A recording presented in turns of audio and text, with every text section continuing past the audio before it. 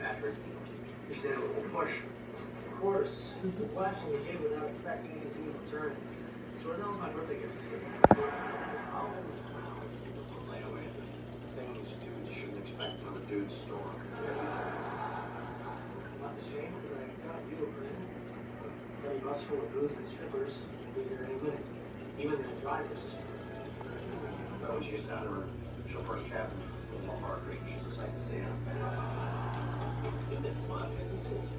Sean, I can't. I started this house in time for Florida prison.